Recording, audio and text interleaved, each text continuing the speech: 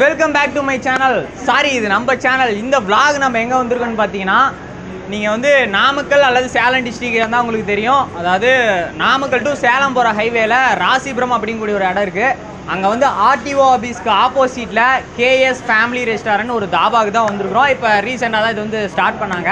So இங்கே வந்து நாம் என்னென்ன டிஷ்ஷஸ் இருக்குது, என்னென்ன ரெசிபி இருக்குது, அதெல்லாம் சாப்பிட்டு ரிவ்யூ பண்ண தான் நம்ம வந்திருக்கோம். இங்கே என்ன ஸ்பெஷல் அப்படின்னு பார்த்தோம்னா, அதாவது மண் பானையாலே வந்து சமையல் பண்ணுறாங்க. அண்டு வெஜ்ஜு நான்வெஜ்ஜு எல்லா ரெசிபியுமே இருக்குது இங்கே.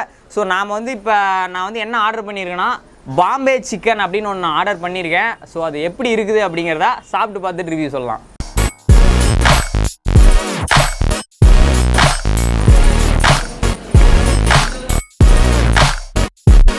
பாம்பே சிக்கன் வந்துடுச்சு. பார்க்கவே அப்படியே கலர்ஃபுல்லாக செம்மையாக அந்த ரெசிபி செஞ்சுருக்காங்க.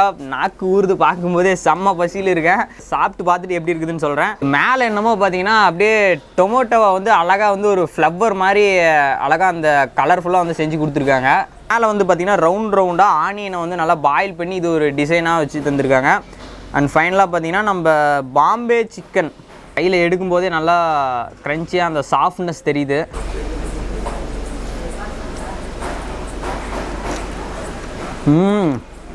செம்ம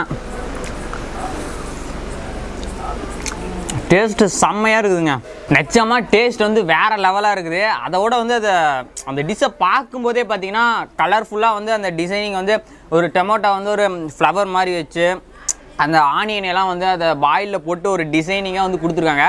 ஸோ இதை கண்டிப்பாக இந்த டிஷ்ஷு பாம்பே சிக்கன் இதை வந்து பார்க்குறவங்க பார்த்ததுமே அதை சாப்பிடணுன்னு தான் தோணும். ஏன்னா பயங்கரங்க வேறு லெவல் டேஸ்ட்டாக இருக்குது.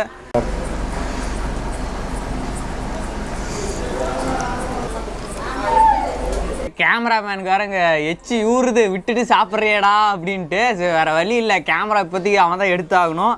ஸோ ஃபுட்டு பொறுத்த வரைக்கும் நல்ல தரமான சம்பவம், வேறு லெவல் டேஸ்ட்டாக இருக்குது பாம்பே சிக்கன். நிறைய டிஷ்ஷஸ் இருக்குது. மெனு கார்டில் பார்த்தீங்கன்னா அதில் இல்லாத டிஷ்ஷே கிடையாது, நிறைய இருக்குது. ரேட்டும் வந்து பார்த்தீங்கன்னா அந்தளவுக்கு அதிகமாக இருக்குன்னுலாம் சொல்ல முடியாது.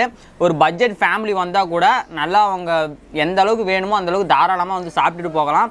ஏன்னா இங்கே வந்து நிறைய ஃபேமிலி வந்து சாப்பிட்டுட்டு இருக்காங்க. அவங்கள்ட்ட கேட்ட வரைக்குமே கூட நல்ல ஒரு ரிவ்யூ தான் கொடுத்துருக்காங்க. ஃபுட்டு பொறுத்த வரைக்கும் கஸ்டமர் சர்வீஸ் ரொம்ப சூப்பராக இருக்குது.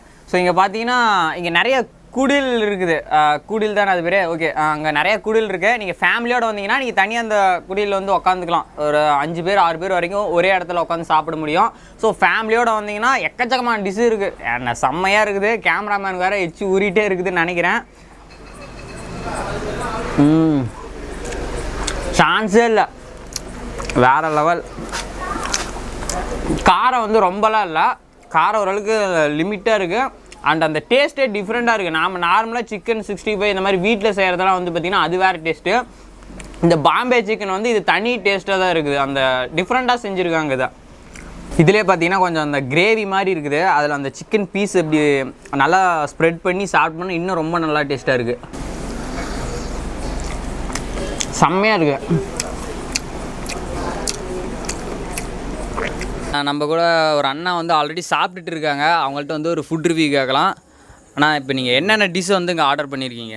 இது வந்து சில்லி சிக்கன், அது வந்து பாறை ஃபிஷ்ஷு, இது வந்து ஃப்ரைட் சிக்கன். ஓகே, நீங்கள் வந்து இங்கே ரெகுலராக வருவீங்களா? ரெகுலர் என்னோடய ஃப்ரெண்டோட இதுதான், இது கன்சர்ன் தான். இது ரெகுலர் மீன்ஸ் எனக்கு என்னோடய ஃப்ரெண்டு வந்து சஜஸ்ட் பண்ண ஒரு தாபா இது. அதனால் நான் இங்கே ரெகுலராக வந்துட்டுருக்கேன். ஃபுட்டு எந்த மாதிரி டேஸ்ட் இருக்குது?